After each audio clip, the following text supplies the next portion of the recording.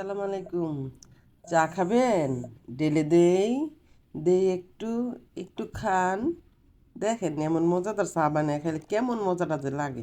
হইলে দুধটার মধ্যে 2 এলাচ দিয়ে দিবেন, দিয়া 1.5 কাপ চিনি দিয়ে দিবেন, বুঝছেন নি? মানে 1.5 চামচ, মানে স্বাদ মতো দিয়ে দিয়েন চিনি। আবার আপনারা কম বেশি বানাইলে পরে আবার ফেস লাগাই নেবেন, বুঝছেন নি? এরপরে করবেন কি, আপনারা দিয়ে দিবেন কি জানি কয়, চা পাতা করলাম দুধ চার মধ্যে একটু বেশি করে দিবেন, আর দুধের মধ্যে করলাম পানি দেন না, বুঝছেন নি? পানি দিলে করলাম দুধের কালার সুন্দর হয় না, দিলে একেবারে হাঁচামিচি দিবেন যাতে শুধু খালি পানিটা শুকায়, দুধটা জানি না শুকায়। এভাবে করে আপনারা বানাইবেন, যখনকার দেখবেন কি সুন্দর কালারটা হয়ে গেছে, দেখছেন নি? সুন্দর একটা কালার হয়ে যায় দুধের মধ্যে চা পাতি একটু বেশি করে দিলে, কালার দেখলে তো মন ভরে যায়, খামো কি, বুঝছেন নি? আবার যে সুন্দর ভিআইপি স্টাইলে আমি চাটা খাইতেছি।